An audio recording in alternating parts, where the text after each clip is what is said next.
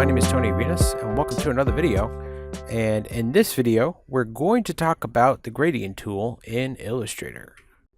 In this video, we're going to talk about the gradient tool. And the gradient tool allows you to create two sets of color to go from one section to another, or multiple colors to blend in with each other in multiple different ways. So there are multiple ways to do different styles of gradients and everything else, and we're going to go all over those tools today, including the new one that was added in the 2019 version of Illustrator. So we have our gradient tool selected. There's two multiple ways for you to do this. So if I have that selected along with my shape, and I can just click down on the outside of the the inside of the shape, and what it's going to do is it's going to give me my actual gradient tool here, which is going to go from one color again to another. Now I have my gradient panel open as well, so you're able to do it that way as well. So if I decide, all right, I have a blank tool, I have my tool selected, I can just go into here, click on that panel, and it will select it as well. Now, a couple of things are going on here, and it's going to be the same thing here on this long bar along with this panel here. So from here you can actually see you have two sets of colors here that go from white to black. If I double click on the color itself, I can actually change the color itself. So if I say RGB, it's going to be true black right there, or I can change it to green and it'll change to green, or if I want to make it red, I can do red as well. So any of the colors between that you want to try to get into, this is where you get that little section here. This middle point right here is the adjustment on the actual what side is going to be more prominent. So in this case, I'm pushing the white a little bit closer out to the black, and the black area to the gray is getting thinner and thinner, and then I can do it in reverse as well. So I can have that white area really thin and then so forth. Now all of this can be readjusted as well. So if I select any ends here, I can easily push it that way as well, and it'll keep the maintain that way, or I can bring in the color that way. I can add some really crazy effects into this and just readjust a lot of different things. Now at any time I can click onto an area and that will add in a color of that choice. So in this case I'm actually picking up on the gray here. That's going to be that point there. If I click and move this to the other side, I can drag that out to the other side, and now I have three colors here that represents certain styles and so forth. If I choose to go for another color, I can click on that and then keep adding it in if I choose to, or move them around the way I want to. So you have choices here to work with when it comes to your tool adjustments. Now, I'm going to make a quick shape underneath here to represent something real quick. All right, so we have that tool there. I'm going to drop you into the bottom. All right, cool. So I'm going to select this back to my big shape here, and you have the ability to what they call deal with your opacity. So the opacity allows you to deal with how much is showing at the end. So if I hit 0, it's going to go from white to black. Even you got this little gray in between here, and it's going to make this side here transparent. Now, if I don't want that color to still turn to white or to black, I can easily change this to white, and it's more of a prominent fill. So actually, let's reverse that. We're going to do this into a black here. I'm going to go to my RGB, switch that to black. I'm going to switch this side to black as well. And then you can see the transition there. So you have that transition from what fill to no, a fill to no fill, closer to that. If I reverse this, which is this button right here, I can see that there's a little bit of, it's going to be black, and then it's going to have that transition there.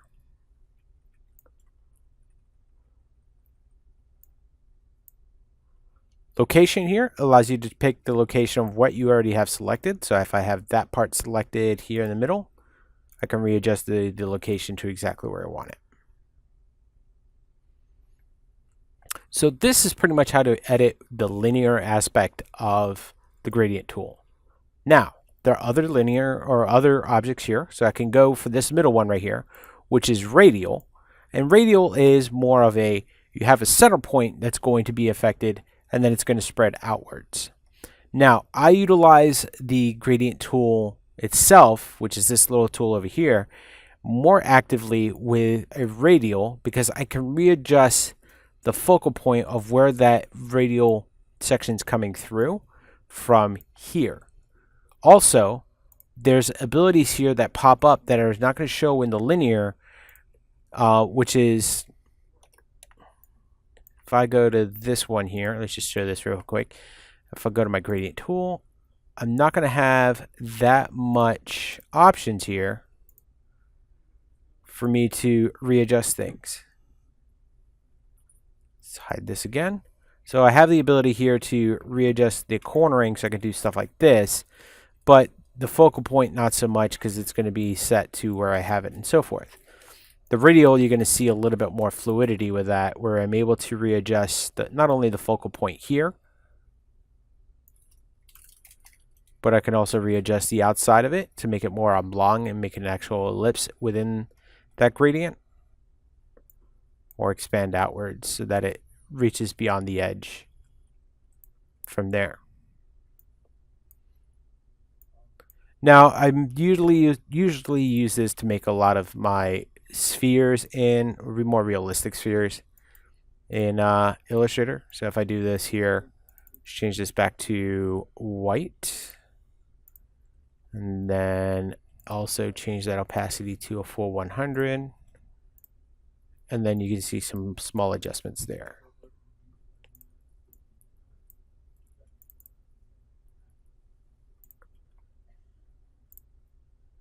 And then we're going to change you into more of a mid-tone gray. There we go.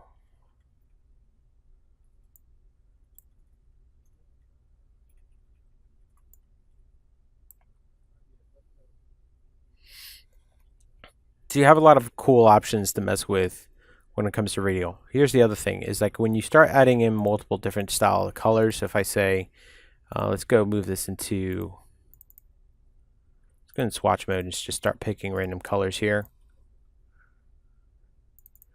Instead of bits and pieces, what you're going to get is a lot of rings of those colors. So that's something else to look into on how you want it to look like and so forth. So you have quite a bit of options with those gradients and so forth.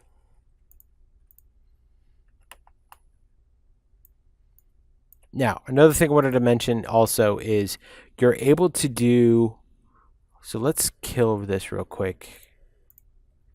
So I'm going to kill the stroke here. Make that a flat white, and I'm going to pick, or sorry, I'm killing the fill, not the stroke. So with the fill though, or with the stroke here, I'm able to adjust the gradient as well for that. So let's make this a little bit thicker stroke. So you can see the rainbow effect there, but if I also go with my radial, it's not so much there because you don't see the inner areas. It's still going to start from the center, and then it's going to expand outwards. So it's not going to go to the edge and then go from there. It doesn't really work that way. So you have some adjustments you need to do if you decide to work with some radial effects going on with a circle. If you're going to do something like this, it's probably best to put another shape underneath it to the effect that you need, and so forth.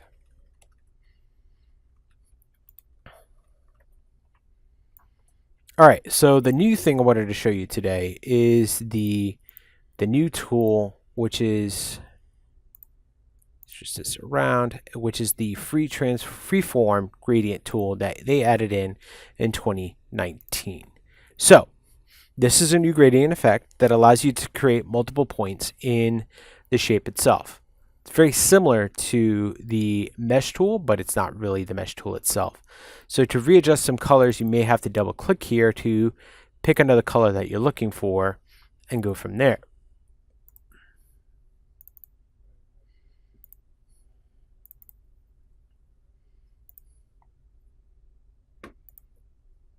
So if I wanted to add another color here, I can click on the area that I want it on, and then just go ahead and pick the color I'm looking for. So now I have multiple colors that are going to be blended in here. This is also using Adobe Sensei, so it's going to have a lot of machine learning involved here. This little ring that sits on the outside here allows you to readjust the intensity of the color that you actually want. So I can have them have that really bright yellow in there. I can also add in a little bit more black into it to add into the effects and so forth. So you have some abilities here to do that. Now in the panel itself, readjust this here, there we go. In the panel itself, you do have a little bit of options here to work with. So you have, right now we're working with points. This stop is the actual color itself. I can readjust that. I can also delete it from here. See how far it spreads, the opacity. I can also go into lines. So lines allows me to blend multiple colors together in more fluid fashion to the way I want to. And you can do some really cool adjustments this way to readjust a lot of cool things in your tool. So I can move these around a little bit more, and you can see how they affect each other depending on how well they're spaced and so forth.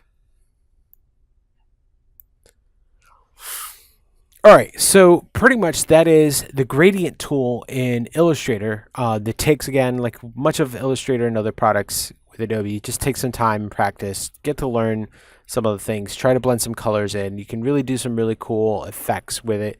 I've done some chroming effects on some text and some other pieces where you'll have the letters kind of bulge out a little, looks like they're bulging out, and have a little bit of chroming techniques. And I'll show you how to do that in another video, and more of like not more of like a how-to video, but more of like tips and tricks and stuff like that. So, but anyways, this is a great addition to Illustrator, especially the new Freeform gradient. I love that a lot better than the mesh.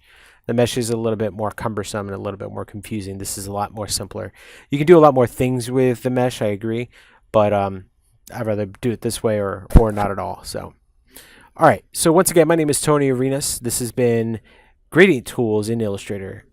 I'll see you in the next video.